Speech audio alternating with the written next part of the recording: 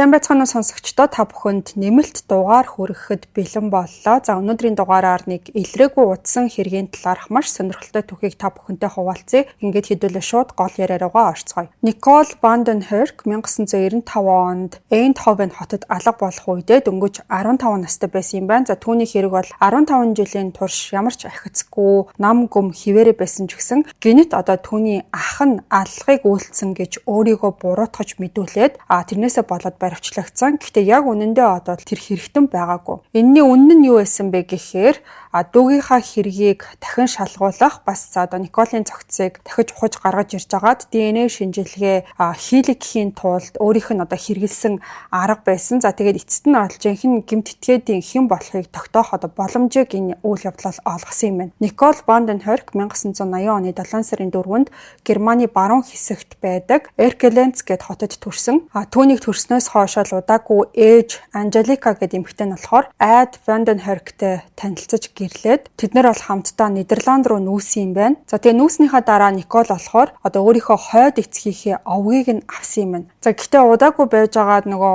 одоо ээж нь болох Анжелика за тэгээд хойд эцэг нь болох Айд хоёрын одоо хамтын амьдрал нь муудаад 89 онд салаад Николийн асран хамгаалах эрхийг хачирхалтай нь одоо хойд эцэг нь авсан байгаа. За Никол бол хамгийн сүүлд 1995 оны 10 сарын 6-нд 15 настай байх үеэрээ харагдсан байдаг. За тэр үед бол Нидерландын Эйндховен хотод эмээтэйгээ хамт уг нь бол амьдарч байсан юм билээ.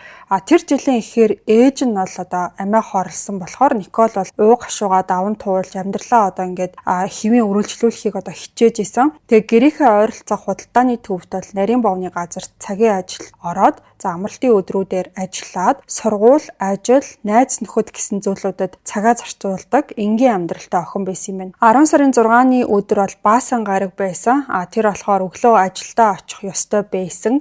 Тэгээ эмээгийнхээ гэрээс бол дугуугаар гарч яваад худалдааны төв рүү явсан ч ажилдаа ерөөсөө очоогүй. За удаагүй бол орон нутгийн цагдаа нар энэ хэрэг дээр ажиллаж эхлээд 15 албан хаагчаас бүрдсэн тэм тусгай баг байгуулад алга болсон охины уул мөрийг ойролцоох бүс нутгаас одоо ирж хайж эхэлсэн. Гэхдээ тухайн өдрийнхөө оройны 6 цаг хүртэл ямар нэг уул мөр олдоогүй. Эцэст нь бол түүний дугуй нь Домел гээд голоос ус цэвэршүүлэх байгууламжийн ойролцоогоос олдсон юм байна. Удаагүй тэгээд гал сөнөөгчдийн одоо шумбагчдын багийг дуудаад усан доороос нэмэлт нотлох баримт хайсан боловч ямар ч одоо үр дүн гараагүй. За дараагийн өдрүүдэд нь ч гэсэн ямар нэг ахиц дэвшил бол ерөөсөө гараагүй. Цагдаагийн шинээр байгуулагдсан баг Николийн сүүлийн хэдэн 7 хоногийн турших одоо маршрутыг наривчлан шалгаад гэр бүл за ойр дотны найз нөхдөөс нь мэдээлэл цуглуулж ярилцлага бол авч эхэлсэн. Түүний амьдралд ямар нэг одоо шалтгаан сэтэл байгаа эсхийг бол тасралтгүй шалгасан ч гэсэн өөрсөндөө хэрэгтэй ямар ч одоо мэдээллийг олоогүй юм байна. Цагдаа нар гэмт хэрэг болсон гэх нотлохоо байхгүй ч гэсэн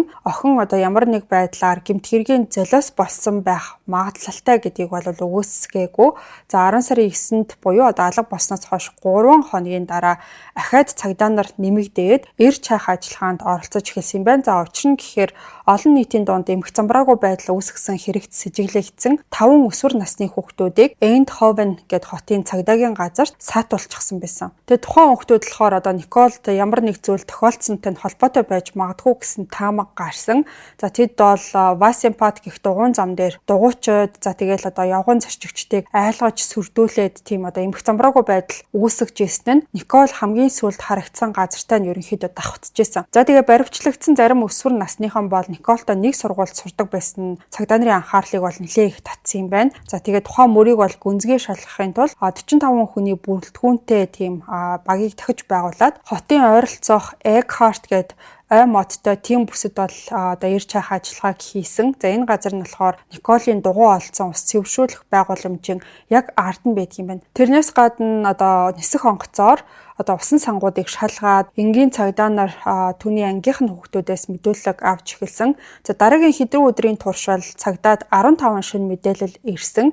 Тэгээд бүгдийг нь бол шалгаж эхэлсэн байна. Бас Домел гээд нөгөө голын ойролцоох бохирын системүүдийг ч гэсэн шалгасан. За энэ газруудыг шалгасан шалтгаан нь юу байсан гэхээр одоо Николийн нөгөө хойд аав гэж яриад байсан Айд тэгээд түүний болохоор нөгөө бас сүулт гэрэлсэн Йоланда гээд эхнэр нь нэг зүнч хүнээс мэдээлэл энэ төр авсан юм байна. л да. Тэрнтэй нь холбоотой байж таарсан. За тэгээ хид хідэн зөнчнөр болохоор цагдаад хандсан ч гэсэн тэдний өгсөн мэдээллээс одоо хэрэгтэй холбоотой нэг ч зүйл байгаагүй. Ингээд Никол алга болсноос 11 хоногийн дараа буюу 10 сарын 17-нд цагдаа нар Доммел голын дагуу сүүлийн удаа одоо хайлтаа хийгээд за түүнийг бол одоо усанд байж иж магадгүй гэж дүгнсэн. Тэгээ дараагийн өдөр нь цагдаа нарт сонирхол татхууц тийм нэрээ нуцалсан захиа бол ирсэн юм байна. Тухайн захиаг бичсэн хүн болохоор Никол алга болсон өглөө нь Вансенпат орчимд с ิจ гтэй машин харагдсан гэж мэдэгдээд машиных нь бүр улсын дугаарыг нь хүртэл өгсөн юм байна. Эхэндээ яг одоо энэ мэдээлэл нь жоохон найдвар төрүүлжсэн ч гэсэн яг тухайн одоо уул мөр ямар үр дүнд хүрсэн нь бол тодорхойгүй, эцтэй одоо тэгээд хэрэгсэхгүй болгосон юм билээ. За 10 сарын 19-нд болохоор Николийн үүргэвч нь Эйндховены сувгийн ойролцоох замын хажуугаас олдсон. Энэ үеэр мөрдөгчд бол Германд явж очоод одоо Николийн ээжийнхэн төрөл саднуудтай уулзалцсан байгаа. Тэгээд дараагийн өдөр нь болохоор нөгөө Эйндховен гээд сувг байсан гэсэн тэрний өмнөд хэсэг төвлөрсөн шинээр одоо ирж хайх ажиллагааг бол эхэлсэн. За тэгээд хүний уул мөр цогцос илрүүлэхэд мэрэгшсэн үнэрч нохоонууд бас явгнаар хайлт хийж байгаа цагдаа нар л энэ одоо хайх ажиллагаанд оролцсон. За тэгээд баг зэргийн сэжүүрүүд гарч ирсэн ч гэсэн мөрдөн шалгалтын ажиллагаа бол маш удаан байсан байгаа. Охины цүнх олцсны дараа мэдээллүүд цөөхөн ирж байгаа талаар бол одоо хэвлэл мэдээллээр бас зарлаж хэлсэн. Тэгчээд 10 сарын 24-өөс эхлээд Николийн тухай телевизээр одоо нэвтрүүлгүүд гарч гэрчүүдийг урайлсны дараачаас бол нөгөө одоо цагдаа нарт ирж байгаа мэдээллүүд нь бүр огцом нэмэгдсэн гэж байна. Тэгээ энд нь бол мэдээж цагдаа нар бол сэтгэл хангалуун байсан 80 орчим шин мэдээллийн тал орчим хувь нь бол шалгаж болох үст тийм зүйлүүд гэж үзсэн билээ. Гэхдээ 11 сарын эхний 7 хоногт бол хэрэг огцом одоо өөр чиглэл рүү эргэсэн. За мөрдөгчд бол 15 настай охин хүчирхийлэгчийн золиос болоогүй харин гэрээсээ зугтсан байж магадгүй гэсэн таамаглалыг бол төвшүүлж эхэлсэн. За энэ таамаг нь болохоор гэмт хэрэг болсон нотлохоо одоо маш тийм дутмаг байсантай холбоотой цагдаа нар бол түүний ойрын хүмүүсийг байцаах тал руу одоо түлхүү хазааж эхэлсэн юм байна. За тэгээд тэд бол 10 сарын сүүлээр ирсэн нэг мэдээлэлд тулгуурлаад Никол Германд байгаа байж магадгүй гэж үтсэн билээ. За тухайн мэдээлэлд нэг эрэгтэй бол 10 сарын 6-нд буюу одоо Никол алга болсон өдөр Нидерландын Германы хэлтэй ойролцоо байдаг Венло хотын шатхуун түгээх станц дээр Николтай адилхан охиныг харсан гэж мэдүүлсэнтэй нь бол холбоотой байсан. За гэхдээ Николийн аав нь бол одоо энэ шинэ мэдээлэлтэй нь ерөөсөө санал нийлэхгүй байсан. Харин түүний Герман эмээ нь болохоор бүр эсэргээрээ тэр хаан ихтэй өөрийн хүсэл зорилгоороо аз жаргалтай байгаа гэж итгэж исэн юм байна. За гисэн хідээж харамсалтай нь бол 11 сарын 22-нд бүх зүйл бол оронгоороо өөрчлөгдөж гэр бүлийнхэн хувьд хамгийн аимшигтай тийм зүйл бол биелэлээ олсон байгаа. За Нидерландын Лероп болон Мерло тосгонуудын хооронд явж исэн нэг одоо аялал хийж исэн хүн бол өсвөр насны охины цогцсыг олсон билээ. Тэгээ удалгүй тухайн цогц нь Никол болох нь тогтоогдсон юм байна. Ингээд үндсэндээ бол алга болсноосоо хойш 16 хоногийн дараа түүний цогцос олцсон гэсэн үг. Шүүх эмнэлгийн задлан шинжилгээгээр түүний биед нь бол олон тооны тийм ноцтой гэмтлүүд байсан гэдгийг тогтоогдсон. За эрүү нь болохоор 2 газараа хугарсан. Толгой тэгээд хуруунуудад нь бол үүссэн шархнууд байсан. За бас бэлгийн хүчирхийлэлд өртсөн байсан гэдгийг тогтоогдсон билээ. Тэгээ өхлийн шалтгаан нь бол хавирганы орчимд авсан хутганы шарх байсан. Николийн оршуулга нь бол 1995 оны 11 сарын 28-нд болсон билээ. За тэгээ оршуулгын ёслолд нь бол ойролцоогоор 1000 орчим хүн оролцсон юм байна. 1996 оны 1 сард мөрдөн шалгах багийн гишүүд бол эрс багасаад ердөө 4 хүн шин мэдээлэл за иргэдийн өгсөн сэжүүрүүдийг нь үргэлжлүүлж шалгаж исэн. За дараагийн сард хэрэг дахиад хэвлэл мэдээллийн анхаарлыг бол татаж эхэлсэн байгаа. За яагаад гэхээр Эйндховеноос гаралтай нэг өсвөр насны охин Америк нэгдсэн улсын Флорида мужийн Майами хотод хар тамхи зөөвөрлсөн хэрэгээр тухайн үед бол баригдсан байсан. За тэгээд байцаалтын үеэр Николийн алуурчныг мэднэ. Бас өөрийг нь түүний үхэлтэй холбоотой Эйндховны хар тамхины бүлэг бол хүчээр ийм хэрэгт татаа оролцуулсан гэсэн тийм мэдээллийг өгч исэн. Тэгээ Николийн аав нь болохоор энэ одоо охиныг бол таньдаг байсан. За тэгээд ярианд нь итгэж гин гэж одоо энэ аав нь хэлсэн боловч цагдаа нар бол тийм ч итгэлтэй байгаагүй мөлий. Тэд нар бол 3 сарын сүүлээр түүний мэдүүлгийг батлах ямар ч нотлохоо олдоогүй. Бас ярьсан үйл явдлууд нь хоорондоо таарахгүй ингээ ерөөсөө нийцгүй байна гэж аль бие усаар бол мэдэгдсэн байгаа. За хэрэг бол 5 сарын 22-нд дахиад нэг одоо шинэ чиглэл рүү хазайсан нь юу байсан гэхээр Николийн ах Энди Ванденхок бол түүний амийг хөнөөсөн хэрэгт холбогдож одоо баривчлагдсан байгаа. За гэхдээ энэ бол нөө төрсөн ах нь биш юм билээ. хойд ах гэж байдаг шүү дээ. Одоо өөр эцэгтэй ч юм уу өөр ихтэй тийм ахан юм байлээ. Тэрийг бол ингээд сэжиглээд барьчихсан байгаа байхгүй юу. За тэгээд 5 хоног саатуулаад байцаасан ч гэсэн энэ одоо ахын эсрэг бол нотлох баримт олдоогүй болохоор судлаад сэжигтний жагсаалтаас хассан юм байна. Дараа нь бол мөрдөгчд одоо Николийн хойд аав руу одоо айд гэд хүн рүү анхаарлаа хандуулад 6 сарын 7-нд бол баривчилсан. За тэгээд хүүгийнхаа адил бол 6-7 хоног саатуулагдаад бас л нотлох баримтгүй болохоор суллагдаад хэрэгт холбогдох ямар ч тийм боломжгүй байна гэж үтсэн юм байна. За суллагдсныхаа дараах жилүүдэд нөгөө одоо ах гээд байгаа айд болохоор өөрийг нь буруутгасан тэр нэг хандлагыг даван туулахыг хичээсэн тухайгаа бол ярьсан. За тэгээд хэвлэл төгсөн ярианда энэ бүх зүйл хэвлэл мэдээллийн шууган болсон. Тэр үед миний бодсон цорын ганц зүйл бол би энгийн галланд хүнээс илүү бусдад танигдсан хүн болсон. Тэгэхээр энэ зүйлийг ашиглаад дараагийн үйлдэлээ хийх явдал байсан гэж ярьсан байдаг. Тэгээ 2005 онд өгсөн нэг ярилцлагатай айд болохоор цагдаагийнхныг шүүмжээлж мөрдөө шалгалт муу явагдсны улмаас Николийн хэрэг одоо хүртэл шийдэгдээгүй байгаа гэдгийг бол онцлсан. Бас өөрийг нь болон одоо гэр бүлийг нь ямар нэг зүйл нуун дарагдуулж байгаа юм шиг буруутгасан явдалд нь их гомдолтой байгаа гэдгээ илэрхийлж ирсэн юм байна. За тэр бол Eindhoven-ы Daily Sun-д өгсөн ярилцлагатаа энэ хэрэг шийдэгдээгүй байгаа нь 100% цагдаа нарын буруу. Тэд нотлохоо хайхтаа бүр нэгтлэн бодогч хүртэл оролцоосон. Харин би шүн ойроо гарч идэн барьж ороод олон төрлийн мэдээллийг өгсөн. Гэхдээ цагдаа нар зөвхөн намайг болон манай гэр бүлийг сэжиглэж анхаарлаа бидэнд рүү хандуулсан.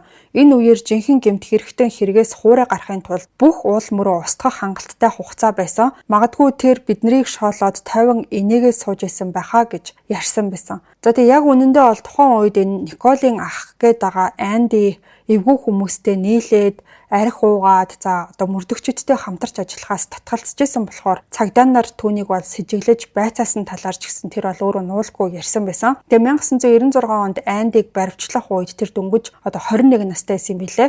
За энэ явдлаас хойш тэр бол амьдралаа эмх цэгцэнд оруулахар шийдээд 2005 он гэхэд Англи руу нүгээд тэндээ амьдарч эхэлсэн. Харин нөгөө аав болох нөгөө айд гэд хүн болохоор хөгжмийн карьер нь уналтанд ороод Никол алга болсны дараах үйл явдлуудаас болоод нөгөө сүүлд суусан Йоланда гэд эмэгтэйтэйгээ харилцаанд тасарсны дараа бол Испани Бенидорм гэд газар руу нүүсэн юм байна. За ингээ 15 жилийн турш Николийн хэрэг баг мартагдсан байдалтай одоо болсон. За тэгээд 2004 онд бол Cold Case-ийн баг бол богино хугацаанд дахиад шалгасан ч гэсэн ямар ч одоо шин чиглэл олдоогүй байгаа. 2011 оны 3 сарын 8-нд Анди Facebook дээр нэг пост оруулаад за Николийн аллахыг өөрөө үйлдсэн гэж хүлээн зөвшөөрөөд Английн Stevenage хотын цагдаад одоо өөрийн биеэрээ очиж би ингээ хэрэгэ хүлээнд бууж өгнө гэсэн тиймэрхүү утгатай зүйлийг бол бичсэн юм. Хэдэн 7 хоногийн дараа буюу 3 сарын 30-нд бол түүнийг Английн цагдаа нар баривчилсны дараа Нидерланд руу одоо шилжүүлсэн.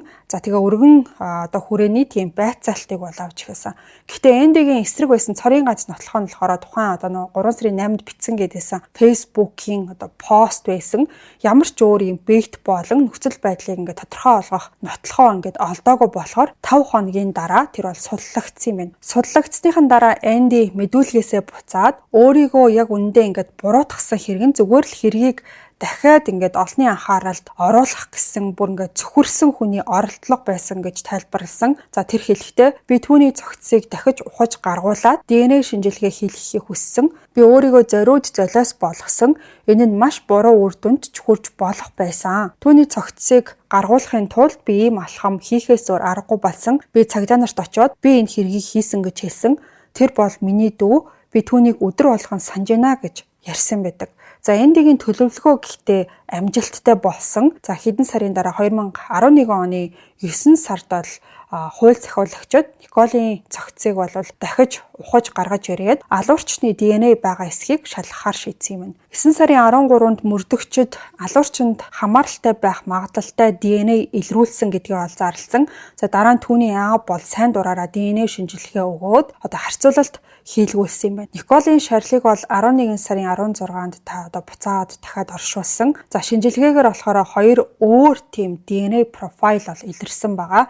Нэг нь бол тухайн үеийн найз одоо бандийнх нь ДНХ байсан бол нөгөөх нь бол танихгүй нэг эрэгтэй хүний ДНХ байсан. За тэгээд тухайн үед ажиллаж исэн cold case-ийн одоо баг бүрэлдэхүүн болохоор ижил төстэй тийм гэмт хэрэгүүдийг дахин шалгаж эхэлсэн юм байлээ. Тэгэх үеэрээ одоо 2000 оны 9 сард Eindhoven-оос ойролцоогоор 8 км зайтай Valkenswaard гээд хотод болохоор нэг залуу эмэгтэйг дугуйнаас нь буулгаад хотог тулгаж сүрдүүлээд одоо бэлгийн хүчирхийлэл үйлдсэн хэрэг гарч исэн юм байлээ. За тэр хэрэгт холбогдуулж нэг эрэгтэйг бол 2001 онд ялцсан байсан. Николийн хэргийн ахлах мөрдөгч тухайн 2000 оны гэмт этгээдийн ДНХ-ийг үл мэдэгдэх ДНХ-тэй харьцуулж үзэх бол саналыг гаргасан юм билээ. За тэгээд тухайн этгээдтэй бол одоо ДНХ-ийг харьцуулж үзсэн чинь бас таараагүй.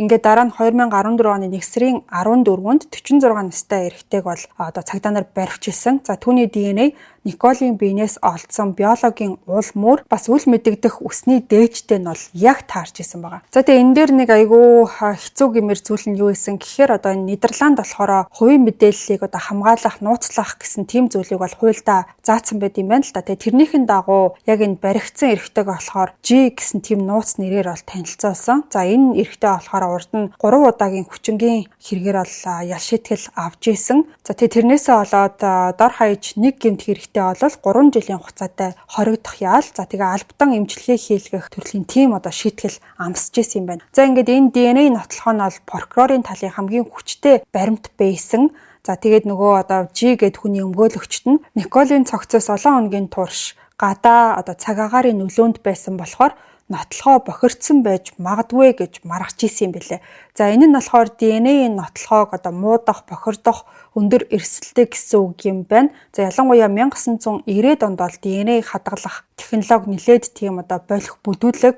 За тэгээ 2010 оны шинжилгээ өнөөгийнх шиг бас тийм наривчилсан биш байсан. За гэсэн хэдий ч нотлохоог шинжилсэн ДНХ-ийн шинжээчид болохоор хоёр өөр профайл тодорхой харагдаж байгааг зөвшөөрсөн ч гэсэн зарим хэсгүүд нь бол бүрэн тохироогүй болохоор 3 дахь хүний ДНХ байж болзошгүй гэж маргааныг бол гаргасан юм байна. За харин зарим шинжээчид үүнийг бол ДНХ муудсантай холбоотой гэж үзсэн. За тэгсэн чинь Нидерландын дээд шүүх болохоор 3 дахь хүний ДНХ байгаа гэсэн таамгийг үгүйсгээд цагдаагийн мөрдөн шалгалт за тэгээ шинжилгээний дүнд тулгуурлаж энэ нь маш магадлал багатай гэсэн тийм дүгнэлтийг бол гаргасан. Тэгээ ийм төрлийн маргаан үргэлжилж исэн ч тухайн одоо G гэд хүний ДНХ цогц дээр нь байсанд батлагдсан болохоор түүний өмнөхд гэмт хэргийн түүх нь бол Николийн алуурчин байх магадaltaй гэдгийг улам бүр баталж исэн юм билээ. G-гийн өмгөөлөгчд бол одоо тэр 3 дахь этгээдийн ДНХ байсан байх магадaltaй гэсэн зүйлийг хөндөөд Никол өгөхөөсөө өмнө G-тэй бол ингээд зөвшөлдсөний дагуу бэлгийн харилцаанд орсон байж бас магадгүй гэдгийг бол мэдээгдсэн. За ингээд энэс нь болоод прокурорууд G-д онооссон одоо тэр хүн амны гэмт хэргийн ялыг цуцлаад за оронд нь бол хүчин болон санаандгүй байдлаар хүний одоо ям насыг хохироосон одоо manslaughter гэж ярьдэн штэ. Тим хэрэгт бол буруутгасан байгаа. Одоо G бол Николтой хизээч уулзж байгаагүй алга болох үед нь ямар ч тийм одоо би энэ хүнтэй бол өрөөсө холбоотой байгаагүй өнтер гэж зүтгэж исэн байгаа. Гэхдээ ДНХ нотлохоог танилцуулахад тэр бол магадгүй одоо алга болохоос нь өмнө бид хоёр хоорондоо ингээ ярилцж байгаад би одоо хоёулаа ингээ зөвшөлдсөн болохоор бэлгийн харилцаанд орсон ч байж болно гэсэн нэг ийм орон гарын зүйлийг бол ярьж исэн. За энэ хүний шүүх хурал бол 2015 оны 11 сард эхэлсэн. За тэгээ байж итл удаагүй нэг гэрч гарч ирээд G Николыг алсан гэдгээ хүлээн зөвшөөрч исэн гэж мэдүүлснээр 2-7 хоногийн турш бол нөгөө шүүх хурал нь бол түр зогсон байдалд орсон. За тэгээд LL Times сонины нийтлэл дээр одоо юу гэж бичигдсэн байсан бэ гэхээр одоо нөгөө гэрчин яриа өгсөн байсан. За тэгээд тэр над руу маш хүйтэн харцаар хараад би нэг охиныг алчсан гэж хэлсэн гэж тухайн гэрчин нь бол одоо ярьсан байгаа байхгүй юу. Тэгээд гэрчин хэлснээр бол G тухайн охинтой бэлгийн харилцаанд орсон. За тэгээ охин түүний одоо эрхтний хэмжээг шоолсон болохоор уурлаад тэгээд алсан гэж хэлсэн юм байна. Харин G-гийн өмгөөлөгчт нь болохоор энэ гэрч тийм одоо шагналын мөнгийг авахын тулд худлаа мэдүүлэг өгч гинэ гэж маргасан байгаа. За мэдээж иймэрхүү төрлийн хэрэг дээр одоо алга болсон ч юм уу эсвэл одоо хин нэг нь алуулсан за тэгээд гэмтэтгээд нь олдохгүй байгаа тохиолдолд тэрний талаарх сэжүүр өгсөн мэдээлэл өгсөн хүмүүст бол юм мөнгөн шагнал амлсан байдаг. Тухайн мөнгийг нь авах гээд ингээд худлаа ярьж гин гэж одоо маргаж исэн байгаа байхгүй юу. За тэгээд шүүх хурал сунжирсаар агаад 2016 онд бол ДНХ-ийг нь дахин одоо шинжилж үзсэн. За тэр оны 4 сард шүүхтэр бол G-ийн DNA Николийн биенээс олдсон дээжүүдийн нэг байх магадлал нь 2 сая дахин их гэсэн тийм дүгнэлтийг бол танилцуулагдсан юм билээ. Тэгээ энэ одоо дүгнэлтийг бол би өөрөөсөө ойлгоогүй. Одоо тэдэн хувийн магадлал гэж ярьдаг болохоос ингэж бүр 2 сая илүү өнтер гэсэн тиймэрхүү дүгнэлт бас одоо энэ шүүхтэр бол танилцуулагдсан юм байна. За ингээ эцэст нь 2016 оны 10 сард шүүх хурал бол дууссан байгаа. Прокурорууд болохоор тухайн Жид бол 14 жилийн хорих ял оноохыг шаардсан. За тэгээд Никол түүнтэй зөвшөөрөлтсөний үндсэн дээр харилцаанд орсон гэдэгт итгэхгүй байгаа гэдгээ шүүх танхимд илэрхийлсэн. За яагаад гэхээр Никол бол одоо доктортой харилцаатай, за тухайн үед нөгөө найз бандтай байсан гэжсэн шүү дээ. За тэгээд ажилдаа явна, сургуультай явна гэх мэт завгүй амьдралын рутинтэй байсан болохоор өөр тийм романтик харилцаатай байх магадлал бол бага гэж үзсэн. 2016 оны 11 сарын 21-нд G Николыг хүчинтсэн хэрэгт бол буруутай тогтоогдсон боловч одоо 3 дахь этгээд оролцсон байж магадгүй гэсэн үндслэлээр хүний амь насыг хороосон гэдэг хэрэгтэй бол цагаатгагдаад тэгээ түүнд бол 5 жилийн хорих ялыг оноосон юм байна. За ингээд түүнд бол харьцангуй бага ял оноосон шалтгаан нь болохоор энэ G гээд хүнийг сэтгцийн хувьд хариуцлага хүлээх чадваргүй, за нөгөө хууль ёсны одоо хэллэгээр бол одоо галзуу солиотой гэсэн тийм гэж үзээд баривчлагдах үедээ одоо сэтгцийн эмнэлэгт хэвтжсэн явдалтай нь одоо ингээ холбоотой байсан юм. Эхний шийдвэр зарим талаараа одоо тийм хүмүүсийн сэтгэлийг гонсойлгосон ч гэсэн уудлахгүй одоо прокурорууд бол хүний амь насыг хохироосон хэргийн одоо цагаатгсан явдал дээр нь бол давж заалдаад хэргийг дахин хилцэж эхэлсэн. Давж заалдах шатны шүүх 2018 оны 8 сарын 28-нд эхлээд 10 дугаар сард болохоор урдны нөгөө цагаатгсан байсныг нь хүчингүй болгож чадсан. Ингэснээрээ Жид Николыг хүчинтсэн болон амь насыг нь хохироосон хэрэгт бол нийт 12 жилийн хорих ялыг оноосон юм байна. За энэ шийдвэрийг болохоор 2020 онд дээд шүүх баталгаажуулж исэн юм билээ. За ингээд хэргийн бодит баримтууд бол ерөнхийдөө юм байна. Хүмүүс одоо энэ хэрэг дээр 12 жилийн ял оноосон шүүгч нь бол жинхэнэ шудраг бус хандаж гэмт хэрэг хийж гин гэсэн комментуудыг бол их битсэн байсан. Өөрөөр хэлэх юм бол одоо ингээд өсвөр насны охиныг хүчиндөж дараа нь хөнөөчөд ахад ийм бага ял өгдөг Голландын шүүх тогтолцоонд ялцарчиж энтэр гэсэн одоо үзлүүд бол их явдсан байлээ. За ингээд ийм нэг хэрэг байна. Олон жил болсон ч гэсэн одоо эцэстээ илэрсэн хэрэгүүдийг манай сонсогчид сонсох илүү дуртай байдаг болохоор энэ удаагийн дугаар танд таалагдсан гэдэгт итгэлтэй байна. Нэр марцтаас би нэг шин төрлийн одоо скин кеэр бас мейкап төрлийн контент хийж эхлүүлсэн байгаа. Манай сувгийг үздэг бүсгүүчүүд түлхүү энийг үзэх байх гэж бодож байна. Өөрийнхөө бас нэг хоббигоо би ингээд контент болгож гаргаж эхэлж байгаадаа маш их баяртай байгаа. Тэгэхээр комент хэсэгт сувгийнхаа линкийг бас оруулжээ. Бүгдээрээ сувгтаа subscribe дарахаа битгий мартаарай. Хийсэн контентуудыг мань дэмждэг бол комент хэсэгт улаан өнгийн зүрх үлдээгээрэй. Ингээд хийдүүлээ. Энэ хагасан өдөр та нарын хувьд ер нь төсөөлөөгүй нэг эвгүй гэмээр үйл явдлын талаарх яриагаар эргээд олзээ.